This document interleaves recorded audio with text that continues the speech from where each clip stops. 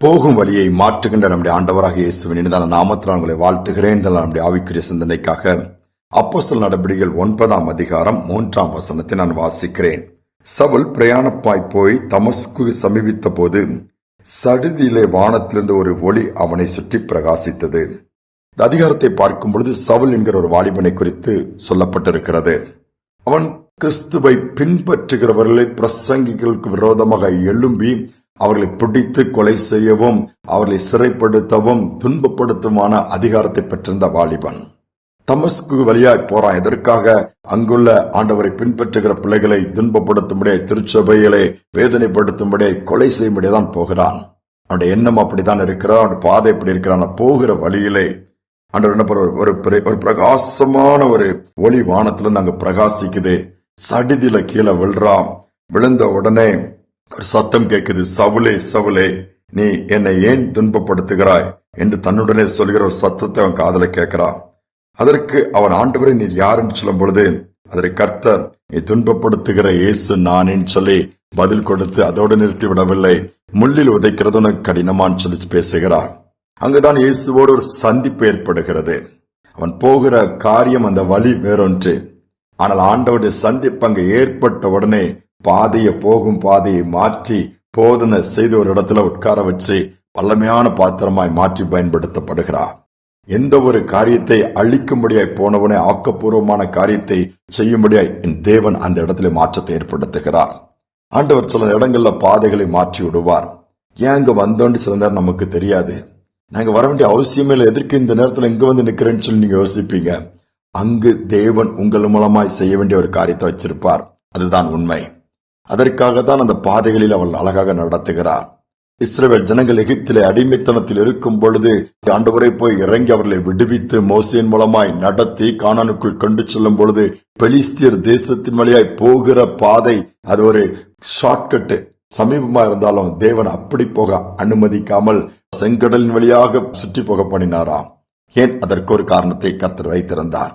யுத்தங்களை கண்டு என் பிள்ளைகள் பின்வாங்கி போயிடக்கூடாது, மனமடிந்து போயிடக்கூடாதுன்னு சொல்லி ஆண்டவர் அழகாக தன்னுடைய பிள்ளைகள் மேல் கரிசனை வைத்து நடத்துகிறார். நம்முடைய வாழ்க்கையிலும் அப்படிதான். ஒரு பெரிய கோடீஸ்வரர் அமெரிக்க தேசத்திலே ஜேம்ஸ் கோல்ட் என்பகிறவர், அவர் நியூயார்க்ல இருந்து லாஸ் ஏஞ்சலுக்கு தன்னுடைய தொழில் ரீதியா பிரயாணப்பட்டு போறாரு. பிசினஸ் ஒர்க் எல்லாம் முடிஞ்ச உடனே அந்த வழியாகவே திரும்பி வீட்டுக்கு வராம தென் அமெரிக்கா பகுதியா வேற ஒரு இடத்துல ட்ரெயின் ஏறி போகிறாரு. அங்க போயிட்டு இருக்கும்போது அந்த வழியாக போயிட்டு இருக்கும் போது அந்த போகிற இடத்துல அந்த ட்ரெயின் பழுதாகி நின்று விட்டது. அப்போ அந்த ட்ரெயின் இன்ஜினை இயக்கிற அந்த மனிதன் சொன்னாரா, 5 மணி நேரம் என்ன எடுக்கும் இதை சரி பண்ணணும்னா, நீங்க பக்கத்துல ஒரு கிராமம் இருக்காங்க, வேணா போய் உங்களை ரெஃப்ரெஷ் பண்ணிட்டு வாங்கன்னு சொல்லி அனௌன்ஸ் பண்றாரு. உடனே இந்த தொழிலதிபரும் இவர் ஆண்டவருக்கு பயந்த மனுஷன் சரின்னு சொல்லி அந்த கிராமத்துக்கு போறாரு. அங்க ஒரு கிரவுண்ட் இருக்கு, அங்க நிறைய ஜனங்கள் கூடி இருக்கிறாங்க.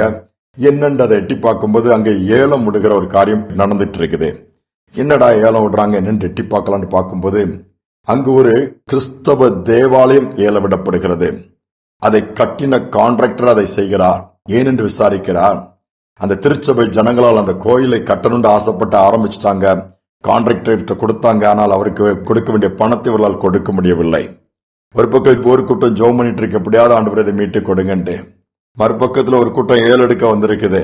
இவர் விற்று அந்த பணத்தை எடுத்து விட்டு கான்ட்ராக்ட் போய்விடலாம் என்பது அவருடைய எண்ணம். நடக்கும்போது இந்த கோடீஸ்வரர் அதை பார்த்து என்ன பண்றாரு, அந்த ஏலத்தை எடுக்கிறார். ஒரு பெரிய தொகையை கொடுத்து அந்த இடத்துல எடுக்கிறார். எடுத்து அந்த இடத்துல ஆண்டவர் அந்த மனிதனை ஏவினபடினாலே அங்குள்ள நல்ல அட்வொகேட் அவங்களாம் கூப்பிட்டு சட்டப்படி அதை பத்திரப்பதிவு பண்ணி அந்த சபை மக்களுக்கு அந்த ஆலயத்தை கொடுத்து விட்டு வருகிறார். வந்து திருப்பி ட்ரெயின் ஏறுகிறார். பிரயாணத்தை தொடரும் பொழுதுதான் எதற்கு ஆண்டவர் இந்த பாதையில் என்னை நடத்தினார் என்பதை புரிந்து கொண்டாராம். அவர் இந்த வழியாக வர வேண்டிய அவசியமே இல்லை. அவர் வந்த பாதையாகவே தன்னுடைய பட்டணத்துக்கு போயிருக்கலாம். ஆனால் ஆண்டவருக்கு கொண்டு வருகிறார். ஒரு சிறு கூட்டம் ஜெபிக்கிறது. அழகாக கர்த்தர் அந்த ஜெபத்தை கேட்ட அருமையா இந்த மனிதனை அங்கு கொண்டு வந்து தமது திட்டத்தை நிறைவேற்றி முடித்து விட்டார். இதே வண்ணமாகத்தான் நம்முடைய வாழ்க்கையிலும் கூட கர்த்தர் நம்மை குறித்த நோக்கத்தை, ஆண்டவருடைய திட்டத்தையும் நம் மூலமாக சரியான இடத்துல சரியான விதமாய் நிறைவேற்றி கொடுக்க வல்லவராக இருக்கிறார். இந்த விதத்தில் சோர்ந்து போய் விட வேண்டாம். ஏன் இங்க கர்த்தருங்க கொண்டு வந்திருக்கிறா, ஏன் இங்க வந்து இருக்கிறோம் என்னன்னு சொல்லி ஒருவேளை எல்லாமே பிளாங்கா இருக்கு, ஒண்ணுமே புரியலங்கிறீங்களா? ஆண்டவரை நோக்கி கூப்பிடுங்க. அதில் ஒரு நன்மை வைத்திருக்கிறார், அந்த நடத்தில் ஒரு ஆச்சரியத்தை வைத்திருக்கிறார், அதுல ஒரு அற்புதம் நடக்க போகிறதுன்னு சொல்லி நம்பிக்கையோடு அவரை நோக்கி பாத்தீங்கன்னா நிச்சயமாகவே முடிவு ஆச்சரியமாக, அதிசயமாக, அற்புதமாக இருக்கும். ஜெபிப்போமா? எங்கள் அன்பின் பரலோக தகப்பனே, எங்களை நடத்துகிற தேவனாய் இருப்பதற்காய் ஸ்தோத்திரம். போகும் வழியை மாற்றி போதனை செய்து மகிமையான காரியங்களை செய்கிற தேவனாய் இருப்பதற்காய் ஸ்தோத்திரம். நான் எங்க போறேன்டே தெரியல, என்ன செய்யண்டே தெரியல, அல்லது எங்க போகணும்னு எனக்கு தெரியல. ஒரு இன்னைக்கு ஸ்டக் ஆகி வழி தெரியாம தவித்துக் கொண்டு முடிவெடுக்க முடியாம இருக்கிற ஜனங்கள் இந்த செய்தியை கேட்பார்கள் என்று சொன்னால் என் தேவன் அவர்களோடு கூட பேசுவீராக. ஆவியான ஒரு காரியங்களை வெளிப்படுத்துவீராக, தைரியப்படுத்துவீராக. அதில் இருக்கிற நன்மையை பெற்றுக் கொள்ளத்தக்கதாய், நன்மை உண்டாக பயன்படத்தக்கதாய் அனுக்கிரகம் பண்ணும். தாழ்த்தி ஒப்புக் கொடுக்கிறேன். துதிகனமை ஏற்றுக்கொள்ளும். இயேசுவின் நாமத்தில் பிதாவே, ஆமென், ஆமென். ஆண்டவரே வழி நடத்தும் என்று சொல்லி கேட்போம். ஏனென்றால் வழி நடத்துகிற வல்ல தேவன் கூட இருந்து வாழ்க்கை முழுவதுமாய் போதுமானவராய் இருப்பார். சிந்தனையோடு இந்த நாளை தொடருவோம். மீண்டுமாய் நாளை தினம் சந்திப்போம்.